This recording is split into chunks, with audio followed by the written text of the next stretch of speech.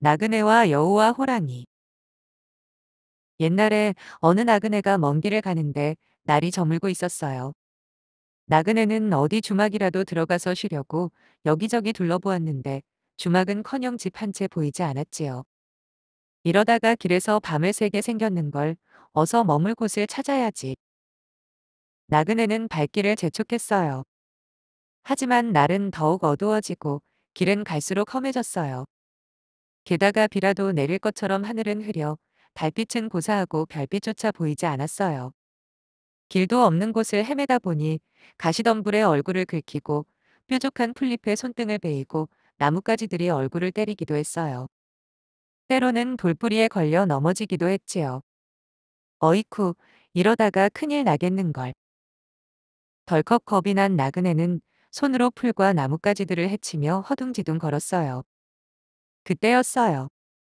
저 멀리서 불빛이 희미하게 비쳤어요. 아, 저기 불빛이 보이네. 분명 사람이 살고 있는 집일 거야.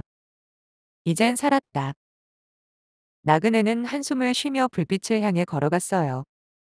가는 길이 멀고 험했지만 부지런히 발걸음을 옮겼지요. 드디어 불빛에 다가갔어요. 그것은 산기슭에 있는 작은 초가집에서 나오는 빛이었어요. 나그네는 반가운 마음에 크게 소리쳤어요. 계십니까? 지나가는 나그네인데 하룻밤 신세 좀 지겠습니다. 그러자 방문이 열리고 젊은 여자가 나와 수줍은 듯 고개를 돌리고 말했어요. 우리 집은 쉬어갈 만한 곳이 못 되는데요. 나그네는 다급하게 말했어요. 밤도 깊고 다른 집도 없습니다. 제발 하룻밤만 쉬어가게 해주십시오. 그러자 젊은 여자가 말했어요. 어쩌나 저 혼자 살아서. 하지만 사정이 딱하시니 딱 하룻밤만 지내고 가십시오. 고맙습니다. 정말 고맙습니다. 젊은 여자는 나그네를 방으로 데려갔어요. 그러고는 부엌으로 나가더니 밥상을 차려주었어요. 배가 무척 고팠던 나그네는 허겁지겁 밥을 먹었어요. 반찬이라곤 김치 한 가지뿐이었지만 꿀맛이었지요. 배가 부르고 긴장이 풀어지니 나그네는 눈꺼풀이 저절로 감겼어요. 그때였어요. 스윽사, 스윽사. 이상한 소리가 들렸어요. 나그네는 눈을 번쩍 떴어요. 순간 온몸에 오싹 소름이 돋았지요. 스윽사, 스윽사. 나그네가 방문 쪽을 바라보니 불빛이 비쳤어요. 이 밤중에 웬 불빛일까? 궁금한 나그네는 방문으로 다가갔어요. 그러고는 손가락에 침을 묻혀 구멍을 뚫고 밖을 내다보았어요. 밖에서는 여자가 뒤돌아 앉아 땅바닥에 무언가를 밀었다 당겼다 했어요. 그때마다 소름 끼치는 소리가 들렸어요. 스윽사, 스윽사.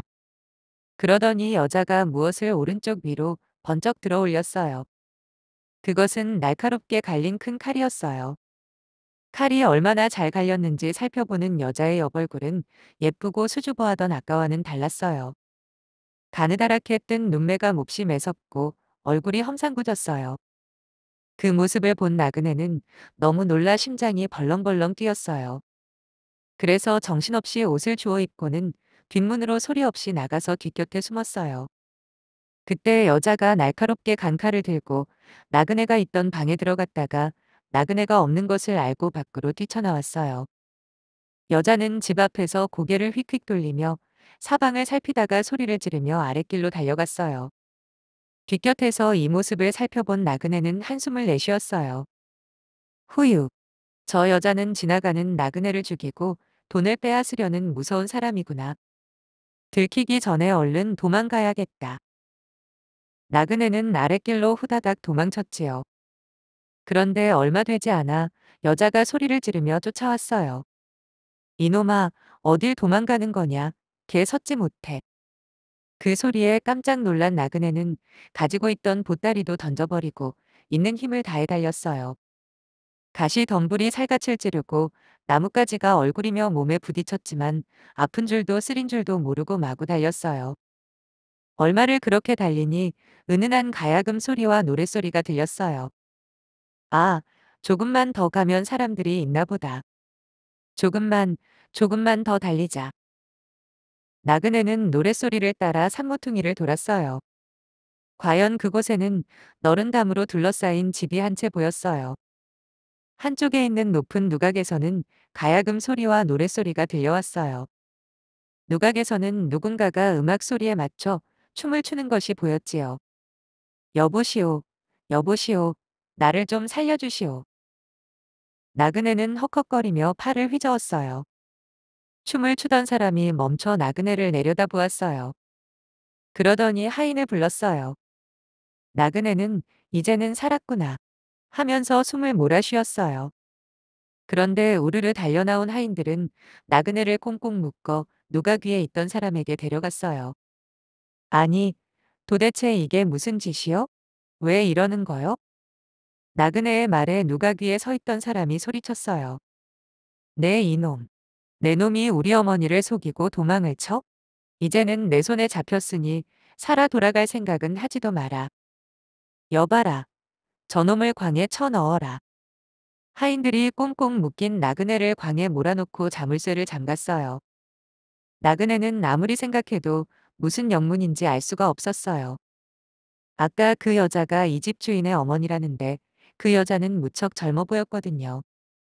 자신의 짐을 빼앗으려는 강도인 줄 알았는데 그것만은 아닌 것 같았어요. 도대체 무슨 일일까? 이러다가 쥐도 새도 모르게 죽는 거 아닐까?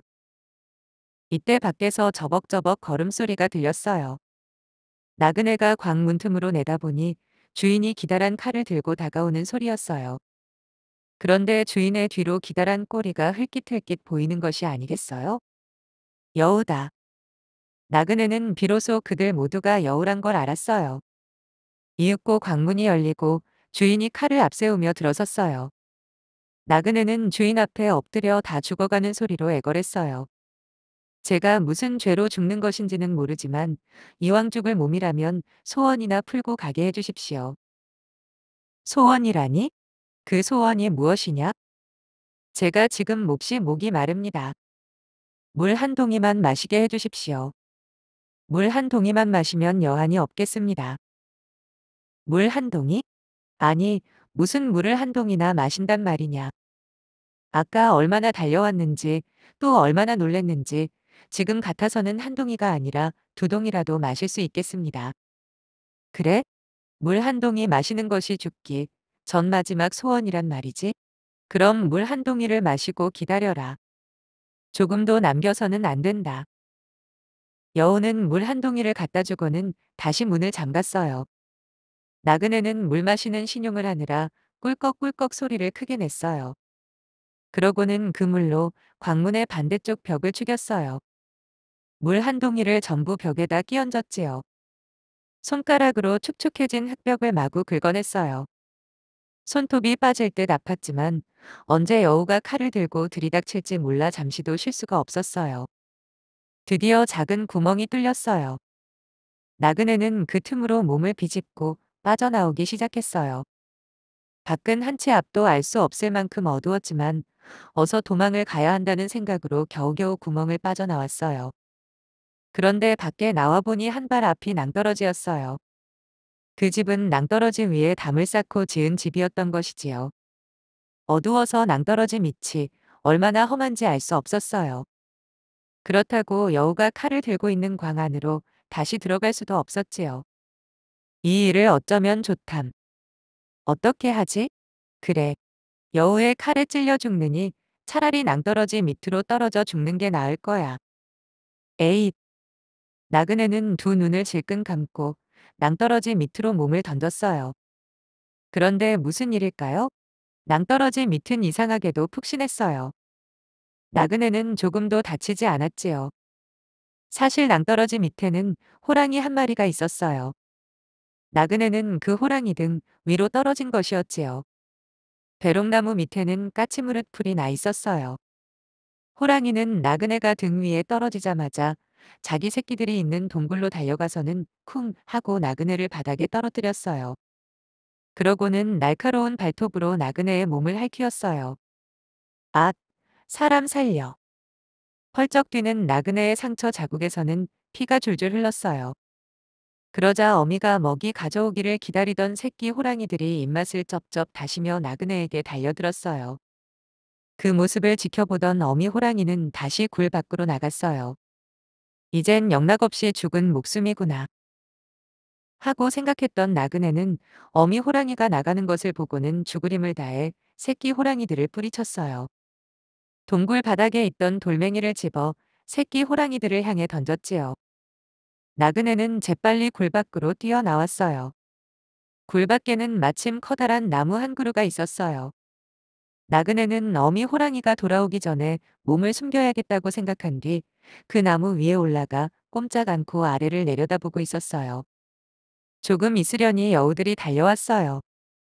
여우들은 나그네가 갇혀있던 광의 벽을 뚫고 도망친 것을 알고는 뒤쫓아온 것이었지요. 여우들이 동굴 속으로 들어갔을 때 마침 밖에 나갔던 어미 호랑이가 돌아왔어요. 어미 호랑이는 제 새끼들이 전부 죽어 있는 것을 보고는 화가 머리끝까지 났어요. 그리고 이건 분명히 여우들 짓이라 생각하고는 여우들에게 달려들었지요. 여우들은 호랑이가 나그네를 훔쳐갔다고 생각했고 자기들이 여럿이었기 때문에 호랑이와 맞서 싸울 수 있다고 생각했어요. 그래서 큰 싸움이 벌어졌지요. 어흥, 캥캥캐캥캥. 하지만 아무리 여러 마리라고 해도 여우들이 호랑이를 당해낼 수는 없었어요. 여우는 호랑이에게 한 마리 물려 죽었어요. 여우들을 모두 물어 죽인 호랑이도 그만 기운이 빠져 그 자리에 쓰러져 버리고 말았지요. 싸우는 소리가 그치고 한참이 지나서야 나그네는 나무에서 내려왔어요. 그러고는 살금살금 굴 안으로 들어가 여우들과 호랑이가 모두 죽어 있는 것을 확인했어요. 어휴, 이젠 정말 살았다. 어느새 날이 환하게 밝아왔어요. 이제는 무서울 것이 없다고 생각한 나그네는 다시 여우집으로 갔어요. 아까 광에 있었던 괴짝들이 생각났거든요. 가서 보니 정말 괴짝 속에 금은 보화가 가득 들어 있었어요. 나그네는 가장 귀한 보물들을 골라 한 괴짝 가득 짊어졌어요. 죽을 위기에서 벗어난 나그네는 많은 보물까지 챙겨 여우 집을 떠났지요.